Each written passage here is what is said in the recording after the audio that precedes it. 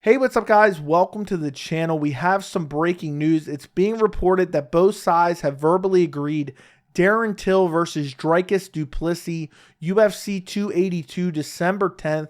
And I wanted to give you guys my reaction as well as an early prediction to this fight, and also talk about how this fight is substantially more important than I think a lot of people realize. But we'll talk about that later on in the video. You have Darren Till, who's literally only fought once since the summer of 2020. That is insane. One time in over 2 years that Darren Till has fought. And he's in a tough spot right now. I mean, you look back, he was supposed to fight Jack Hermansson in December of 2020, pulled out of that fight. He was supposed to fight Marvin Vettori in April of 2021. Then he fought Derek Brunson in September of 2021. Came in with an injury, supposedly, came in out of shape, lost to Derek Brunson, got finished in the third round. And then he was supposed to fight Jack Hermansson again in July of this year, and he had to pull out of that fight as well. And you look at Darren Till's recent resume of the fights that he's actually made it to, he's only won one fight out of his last 5.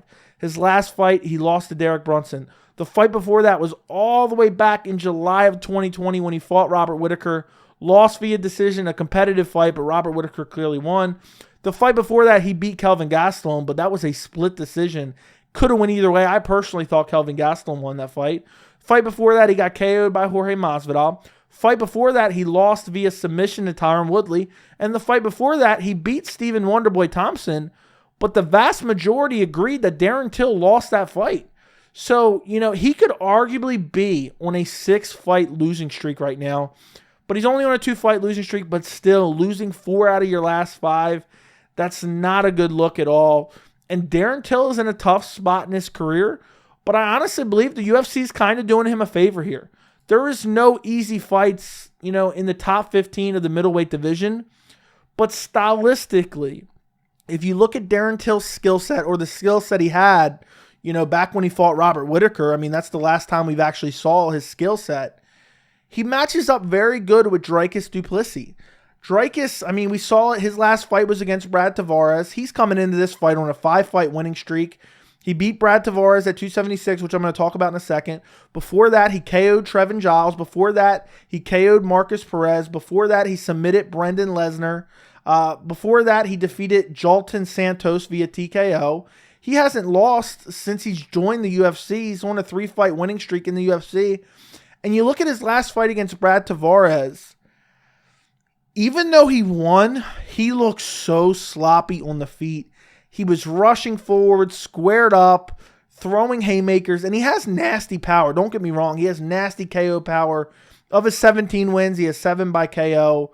Finished 2 of his 3 UFC wins by KO. But he just kind of plots forward, rushes forward, has a square stance, and he throws wild looping punches. Darren Till is a very technical striker. He's not a big power puncher, but when he's fighting to the best of his ability, he has decent footwork and he has very good striking. And I think, you look through the entire middleweight division, I don't know if there's a better matchup for Darren Till. And that's not even to say Darren Till's going to win this fight, because I think he could very well lose to Dricus Du Plessis. He's very dangerous and powerful. But looking at that top 15, I mean, who's he going to fight? Paulo Costa? He's going to lose to Paulo Costa. He got out-wrestled by Derek Brunson. I mean, he'd probably get out-wrestled by Jack Hermansson. That's the fight he was supposed to have. I think that's a winnable fight for him as well, but I'd probably pick Jack Hermansson. So, why not take a step back in competition and this isn't an easy step back by any means. And Darren Till has never been one to take easy fights. But I think the UFC has said, you know what? We got to see it's now or never for Darren Till. If he can't beat Dricus, then I don't know where he fits into this middleweight division, because can you imagine he gets flatline KO'd by Dricus? Then he will have lost 5 out of his last 6. And, he hasn't won impressively. This is how crazy Darren Till's recent streak has been.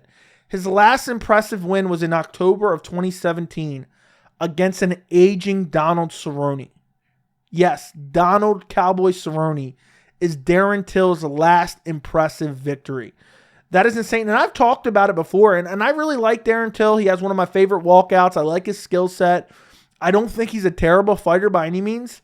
I've talked about it before. He is one of the most overrated fighters of all time. Because a lot of people have said, oh, Darren Till can become champion, this and that. I think Michael Bisping still said Darren Till will become champion. Talk about UK biased. But you look over his resume, his best win is Wonderboy Thompson, and that's a fight that the vast majority thought he lost. The Kelvin Gastelum win wasn't super impressive, and I thought he lost that fight. Again, I'm not saying Darren Till's a terrible fighter. To compete with Kelvin Gastelum, you got to be good. To compete with Stephen Wonderboy Thompson, you have to be good. But, if you don't give him those wins, his best win is against an aging Donald Cowboy Cerrone. He's in a very tough spot against Dricus Du Plessis. And I just hope he shows up in shape. Because he showed up out of shape against Derek Brunson. I thought he was going to lose against Derek Brunson anyway. Because Darren Till tends to fade. He's not a great wrestler. And Derek Brunson has good power and good wrestling. He out-wrestled Yoel Romero. I thought that Derek Brunson, I have a prediction video on this channel. I thought Derek Brunson would take him down, beat him up. And that's eventually what he did. But Darren Till showed up to that fight out of shape, ill-prepared, and supposedly injured as well. And I just don't know. Darren Till's kind of a what-if. Because is he going to be 100% come December 10th at UFC 282? I don't know. Will he even make it to UFC 282? Because as far as my early prediction, I already see breaking news. Darren Till pulls out of his fight against Dricus Du Plessis via undisclosed injury. That's my early prediction for this fight. But if I had to break it down from a skill point of view, I know Dricus is a killer. I know Dricus has nasty power, combinations. He's willing to eat a shot to land a shot. He's only ever lost twice in his MMA career. He has 19 pro fights. But if Darren Till is even 75% of what he once was, I think he beats Dricus. The footwork of Darren Till, the selection of shots, the accuracy, the technical abilities of Darren Till. If he comes in 100%, has a good training camp, he's not injured, he's well conditioned. I just don't see how a guy with a squared up stance who will rush forward, I just don't see how Darren Till doesn't pick him apart. Darren Till was able to strike on the feet with Robert Whittaker and have limited success in that fight. And Robert Whittaker, we see he's one of the best 185ers in the world. So if he can't do that against Dricus, it's the end of Darren Till's career, in my opinion. If he gets finished by Dricus, it's the end of Darren Till. Go to Bellator, and I don't even think he'll be champion over at Bellator. So this is a very important fight, and for more reasons than the fact that Darren Till's UFC career is on the line. And I know what I'm about to say is crazy, but I truly believe this. I'm not campaigning for it, but I believe this.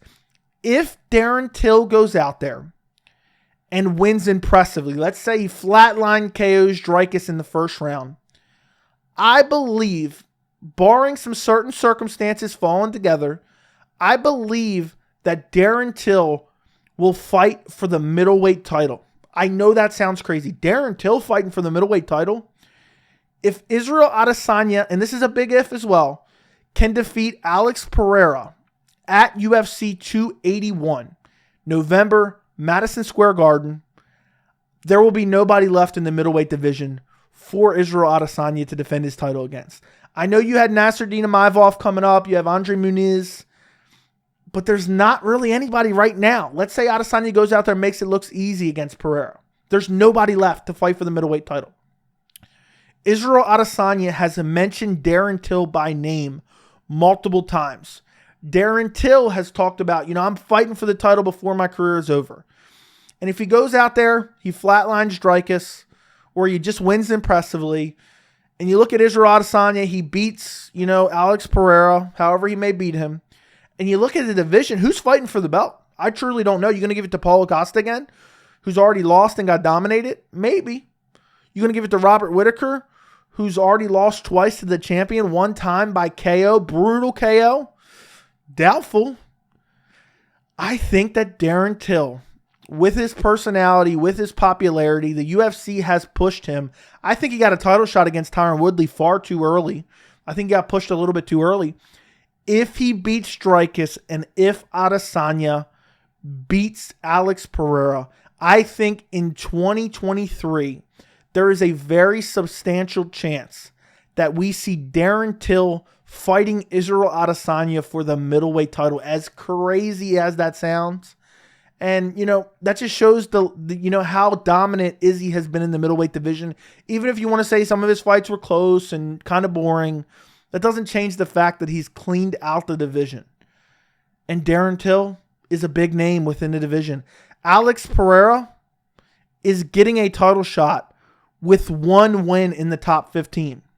If Darren Till beats Dricus, guess what? He will have one win in the top 15 in recent memory, is what I'm saying, because Kelvin Gastelum was ranked when he beat him. But I really see that happening, and that makes this fight a weird set of circumstances where not only is Darren Till's UFC career on the line, but also a potential #1 contender spot. How crazy is that? You don't see circumstances like this very often. But let me know what you guys think about all this down in the comments. Don't forget to like the video, and thank you so much for watching.